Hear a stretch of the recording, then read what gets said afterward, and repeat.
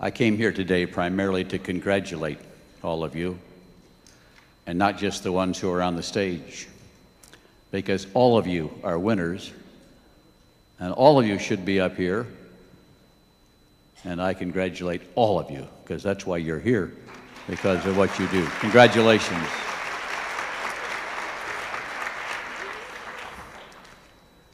I asked the management whether we could afford this or not, and they assured me we could, because you're doing such a good job and the business is doing well, and so we have much to celebrate today. But most of all, I celebrate your love and your friendship and all the years that we have grown to know the beauty and the wonders and the talents of the people of Malaysia. It has been always a highlight for me to come to Malaysia. And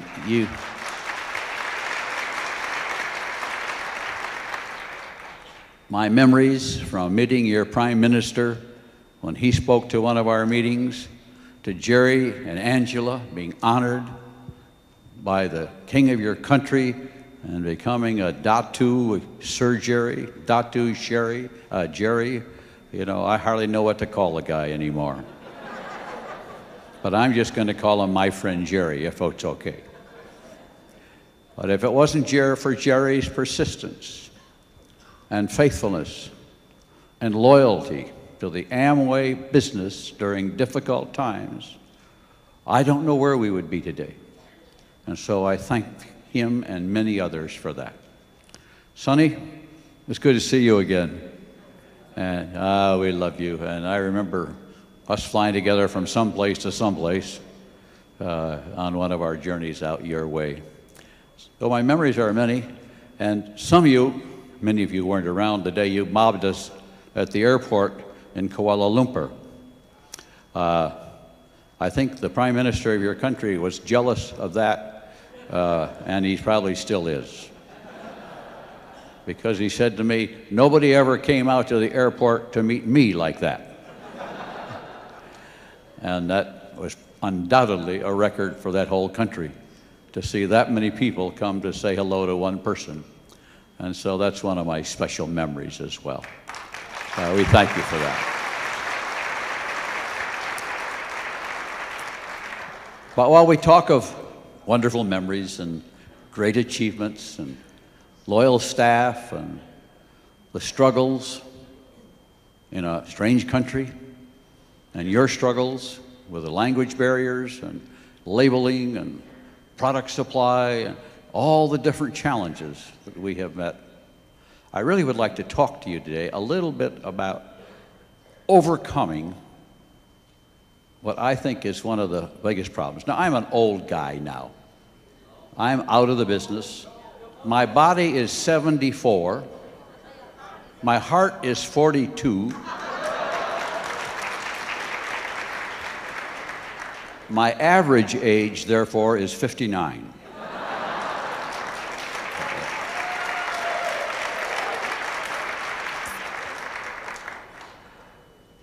But when I try to say things to you as leaders, I recognize the challenges you have to overcome and that you have had to overcome just to get here. But as the business matures, sometimes our leadership forgets what they did to get here.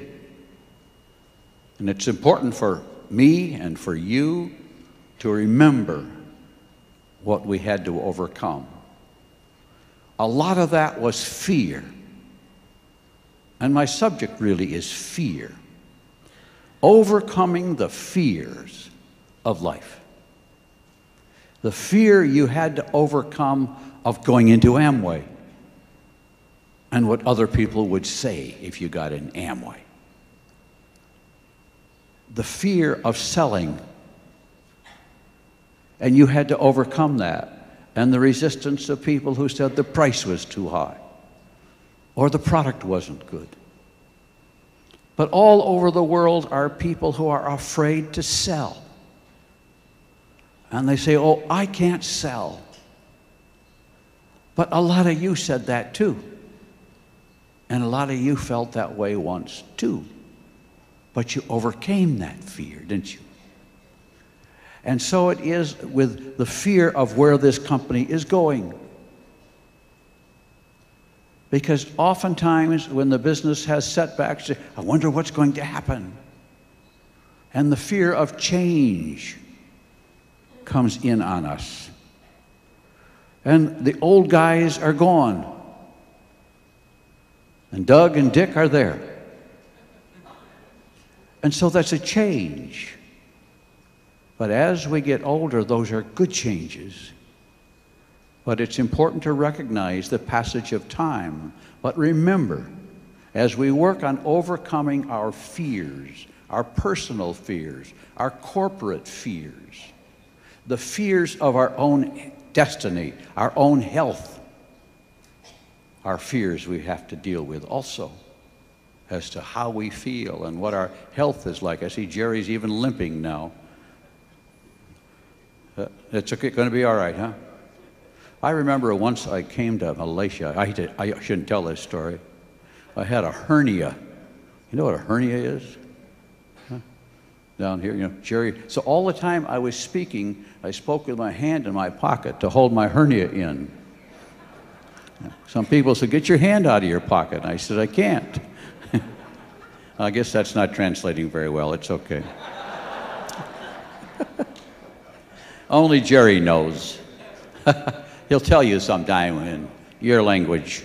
But those were fears all the time.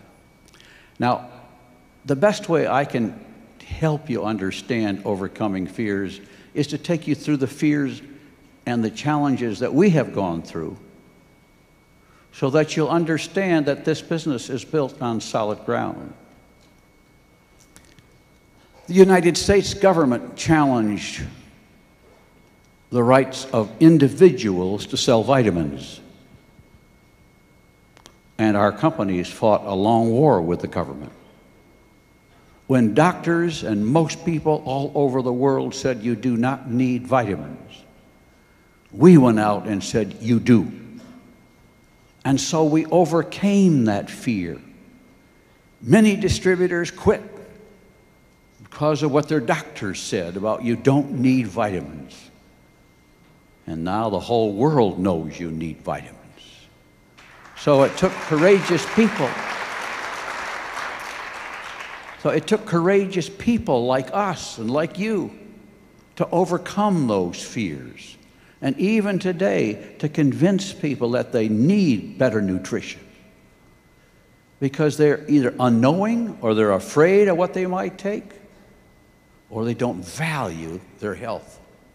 So our crusade is to help them understand what they can do to help themselves by taking better nutritional products like Nutrilite. I know some of you are at Nutrilite for several days. I think 3 days just last week. Last week, yes. We were there yesterday.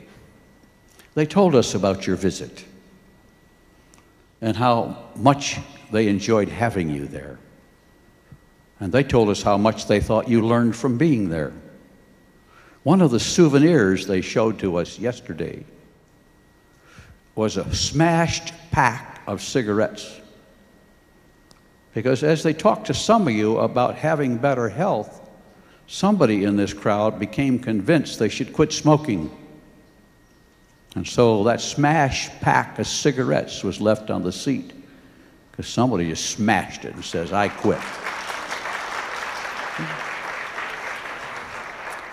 That's part of the crusade of what we're all about, in helping people discover how to live better and to take better care of themselves. You know, it isn't always a matter of just living longer. It's just a matter of living better and healthier while you're here. And so that's what we're all about. You know, Jay and I started in Nutrilite 50 years ago, 51 years ago. Now we celebrate 25 years in Malaysia. But 51 years ago, we bought a sales kit, just like you bought a sales kit. And we went out and started presenting neutrally. And we were laughed at and ridiculed just like you. Well, we didn't stop, did we? And neither did you. And I'm trying to establish that it takes courageous people to overcome fear and these challenges. And as you do that, you get stronger and stronger. And so that you can meet bigger challenges as they come ahead of us. Business and life is a constant challenge. There is no end to the challenges you will face. People that you think right now are going places in your group, somebody may quit tomorrow. And when you get home, you'll learn that they quit for some reason. Somebody scared them off. But that means you replace them. And so our business is one, like somebody asked me at a seminar I did a couple of days ago, he says, what is a leader? Like all of you are. What is a leader? Are they made, are they created by God that way? Is it something you can learn? Yes. And yes, they're both right. But leadership, in my experiences, is something we do by talking and working with a lot of people, and what we do is discover leadership in people. We can't make people leaders, in my opinion. Yes, God certainly puts some of that in us, some people, but they don't even know they have it. And a lot of you never knew you had leadership ability till you found this business. Then you discovered that people would listen to you and would follow you and would believe you. And one day you says, you know, I'm a leader. So it's an age of discovery. And as you sponsor people, you can't make somebody a leader who doesn't want to go out and sell, or won't make a phone call and recruit somebody, or won't come to a meeting. You are not good enough to go make them something. You only discover those. And so what you know in the way of overcoming that rejection is you just keep talking to more and more people until you discover them. We're in the discovery business.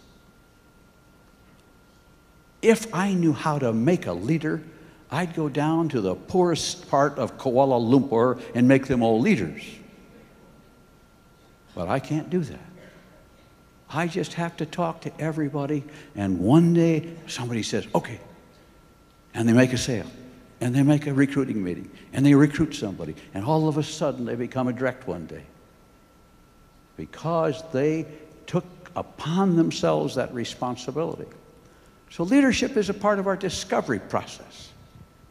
Now, once we understand that, then the fear of somebody dropping out disappears. Because then we just replace them. But we don't allow our business or our life to be controlled by what one other person does or says about you. And so oftentimes we do.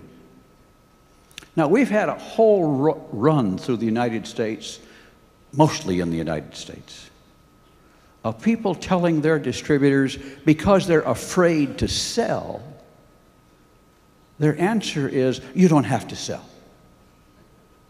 I must tell you, that's the wrong answer.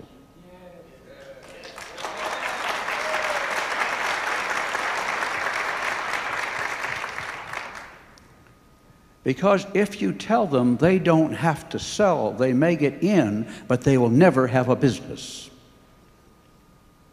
You might have a game. They might have a whole lot of names who buy training materials, who spend their money buying things, but they will never make money. And our goal is to help everybody who joins us make money, not learn to spend money.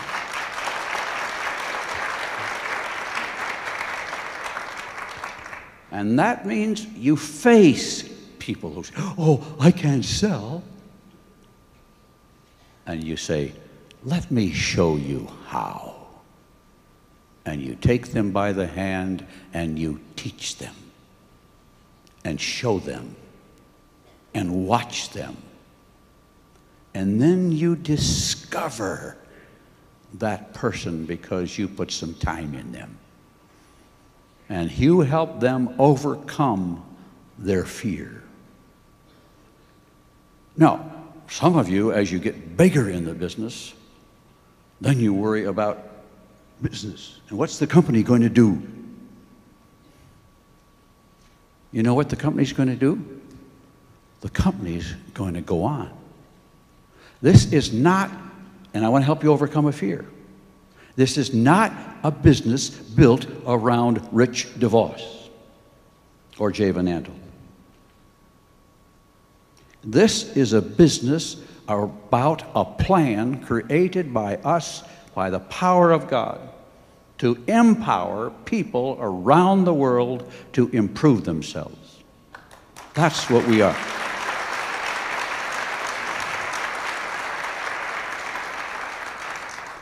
When the business becomes built around the individual, it is a wrong business and a weak business. Because the plan can go on forever. Our responsibility is to make sure the people like Jim and others who administer this plan protect the foundations of the plan so that the commitments made in the plan go on forward. You know, as the business went through changes, and sometimes Jerry, sometimes Fu, sometimes Sonny, sometimes Chan would say, you ought to do this, you ought to change that. And they talked to us, and, you know, some of those things they suggested we were able to do.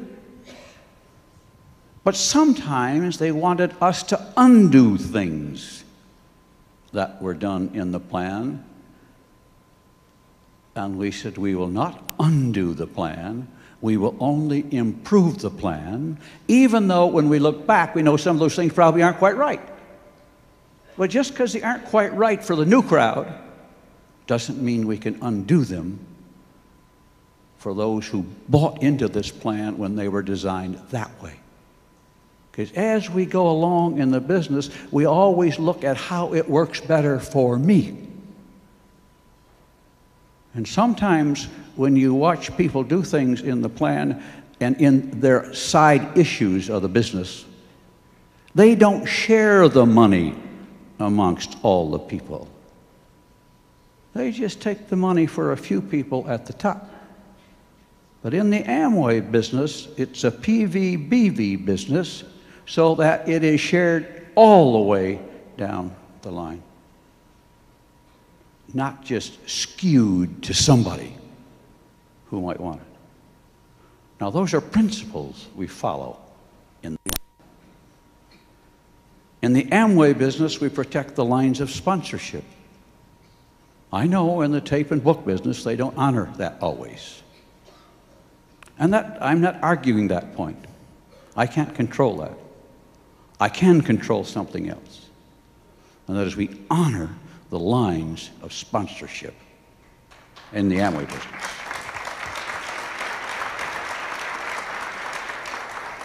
That's to protect those who aren't quite so vocal or quite so strong in doing things. Because if you don't do that right, then the smaller direct gets lost and their rights get violated. So I come to you today to assure you that you can forget that fear and don't worry about that, okay? Those are things we protect. And they aren't always the best thing to build a business or to recognize somebody. But when we started in Malaysia, we probably had 5 ways you could make money. And today we probably have a dozen ways that you can make money. We have, it seems to me, 100 ways you can get rewarded and recognized. We give you a penny for just standing up. Sometimes you can get a pin just for coming to a meeting. That's okay. part of our business is rewarding. Another part of our business is recognizing. Recognizing the importance of the individual at every level in the business. Because all of us in this room were created by God, and in our view, they are equally important to all of us. I had a lady come to me one day who was a distributor I had sponsored, and she came in the office and she was a direct distributor. We had the big company and big offices, and I came downstairs, there she was. I said, "Ruth, how are you?" And she said, "I didn't think you'd even remember me. I'm only a direct." I said, "Ruth, I don't care what pin you wear. You're no less important to me. I don't respect you because of your pin. I respect you for who you are. You're a part of our organization."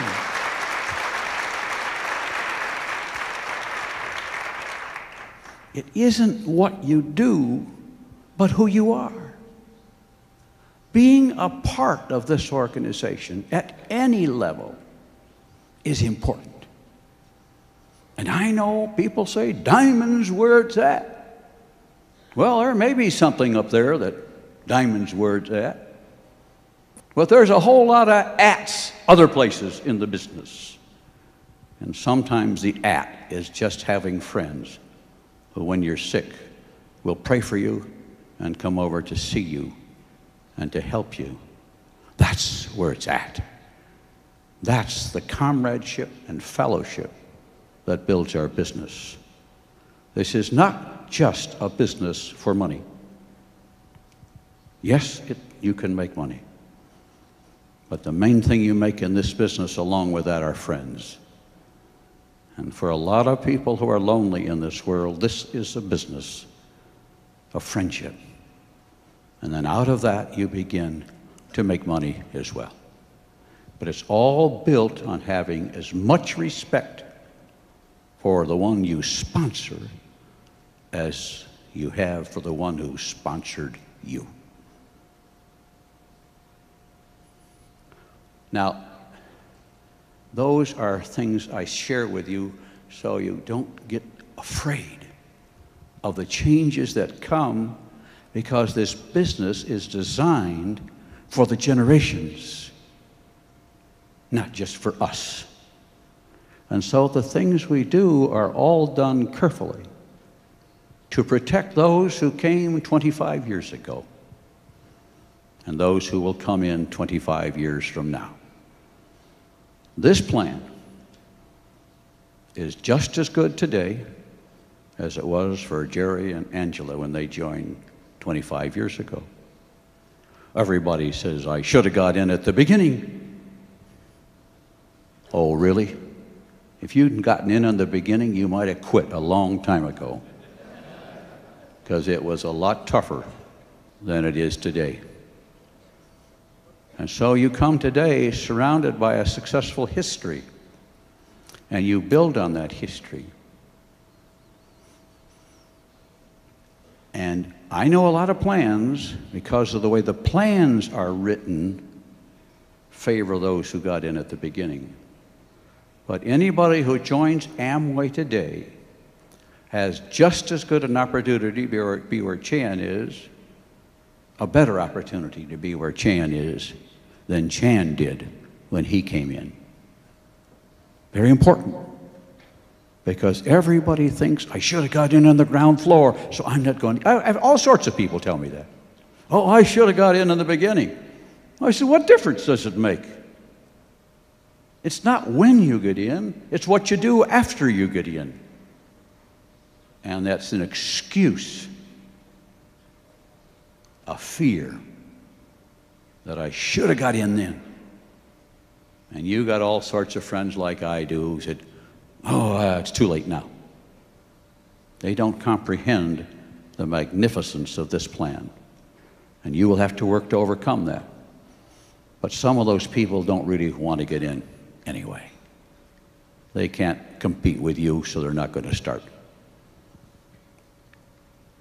Now I want to share a little bit about me because of those fears I've had to overcome and the fear of rejections that we live with in life, that all of us live with. People who rejected you when you got in the business and who stopped being your friends because you got in this business. And you all must have some like that. I know I do. I still have people who act that way. Now, many, many years ago, when I had my first heart attack, my first bypass surgery, my body began to reject me. And we got some surgery, and my body did pretty good then. And so we overcame that rejection by taking some pain. And oftentimes there's pain in overcoming the rejection of your friends or of your body or of your distributors or of others you know. Oh, rejection, there are two things I think are the most difficult things to handle. Fear of rejection and jealousy. As an experienced old guy, jealousy or envy are two things I found are important. I have a little line that says, most of the problems of the world are caused by comparison. I spend too much of my time comparing myself with somebody else or with somebody in a different part of the world and say, oh, they do this, or we do that, and they do this, and they got a house bigger than we have, and we got a smaller car, and we spend all of our time comparing ourselves. Try to stop worrying about where you stand in relationship to somebody else. When I was a young boy, we were very poor, just like many of you. But I never envied or was jealous of the other people in the other end of town who had a car or had a nicer home or a job, because my father was unemployed. All we said was, if they can do it, we can do it. That's all.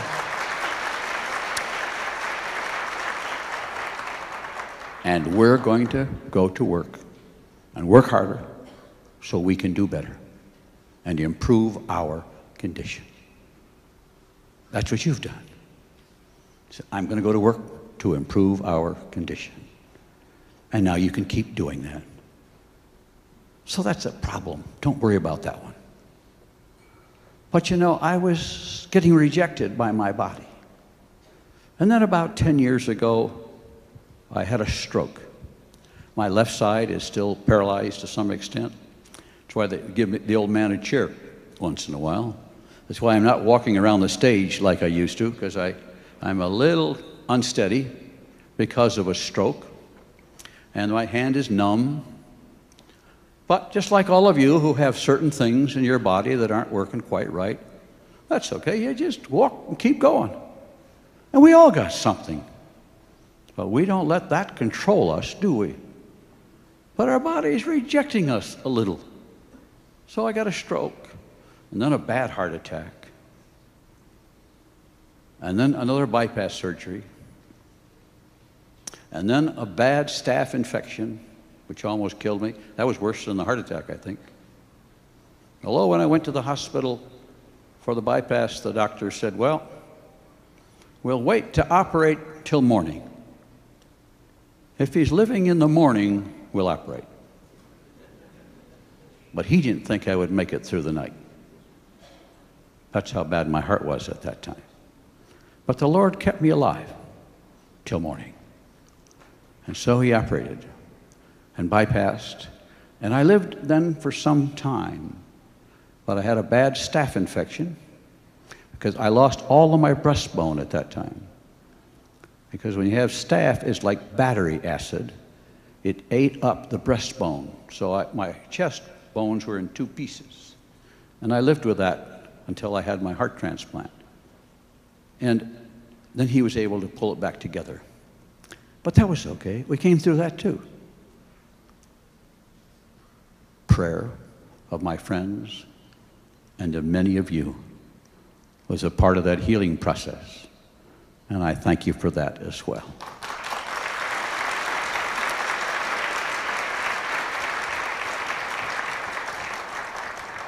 But my heart kept failing, and I stopped traveling, stepped out of my office. Dick took over. The kids were growing up, and so I start walking slowly and more carefully. Helen took charge of my calendar, and she told me what I could do and when I had to take a nap. And so we did like that. And then the doctors came to our house when I was 70 years old, and they said, "We think you have 1 year to live, unless we can get you a new heart. You are suffering congestive heart failure, and you will be gone in a year. However," he said, "I think I know where to send you where you might be able to get a heart." Now, by this time, he had called every heart transplant center in the United States and been rejected by all of them.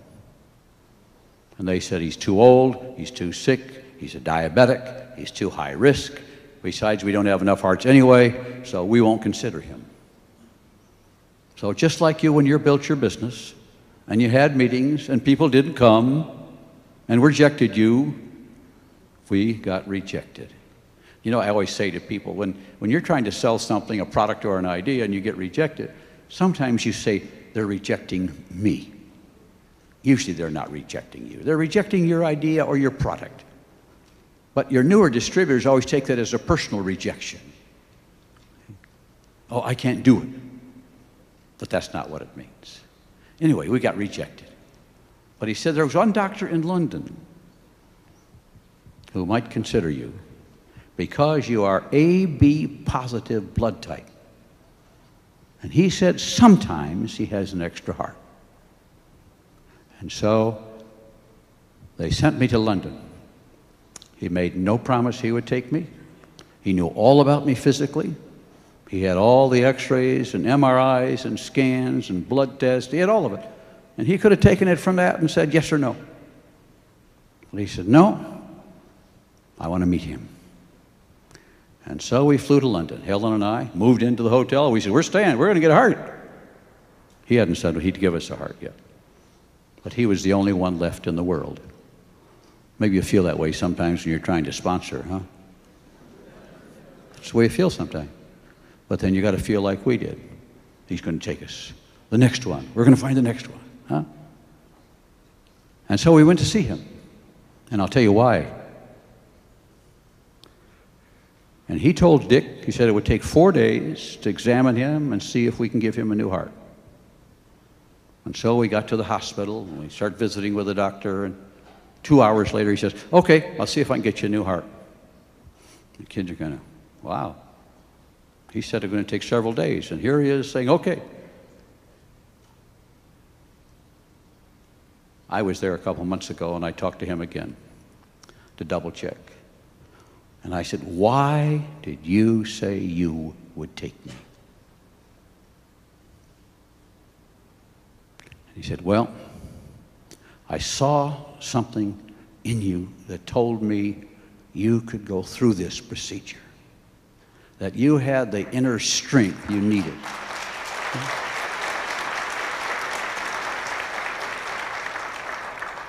He said, "It just seemed to me you had purpose in your life.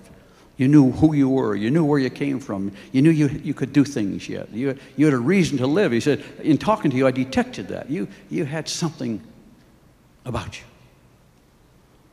Now, you see, I know what that something is. See, that is the Spirit of God in me. And if you know God, it's in you. And that's why you can overcome rejection. Because you have what it takes to go through that. And as a Christian, see, I know who I am. And it was okay if I died. I was ready for that. And it was okay if I lived. I was prepared for that. But he said, you had something about you. And you see, that is why you are in this room today. Because you have something about you which overcomes all those rejections. And remember that when you're down. And you're down to the last one. Because you have it. You've overcome so much that you have proven that you have the ability to go on. Now, he accepted me.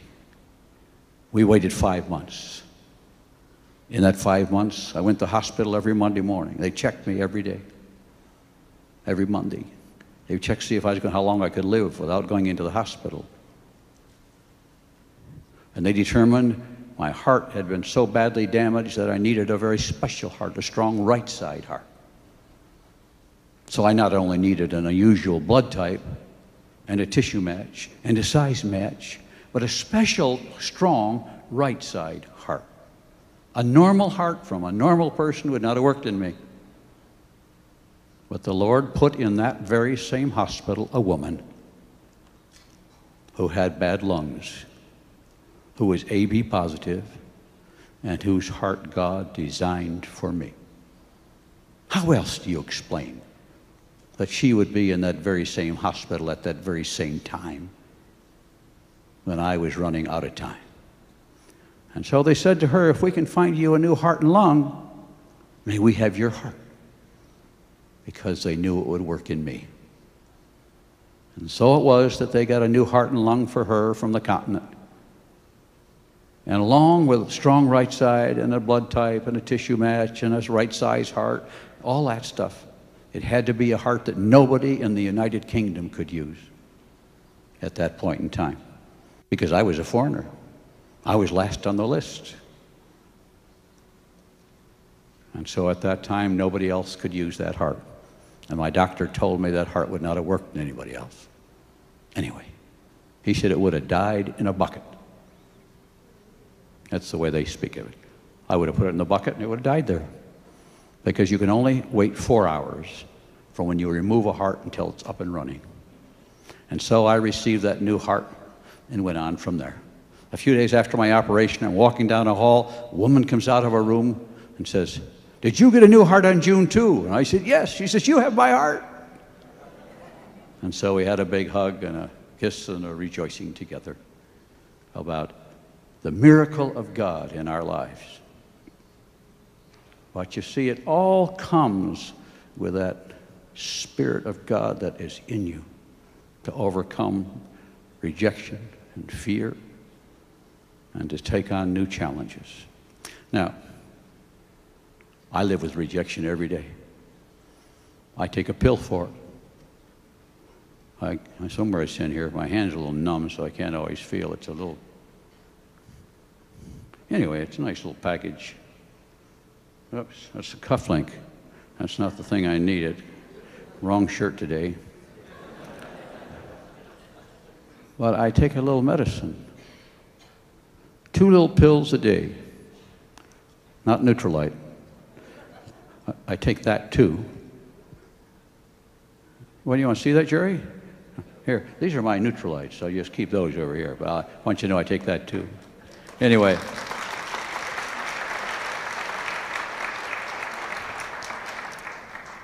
How do you overcome rejection? I take a pill for it. I have the power of God in me, just like you. But I also overcome fear by doing the things I fear. And I also overcome fear by prayer. And I have a new book I've written all about this. So faith will help you overcome fear. And my new book is called Hope from My Heart. And we will have a copy for all of you a little bit later. Thank you, everybody.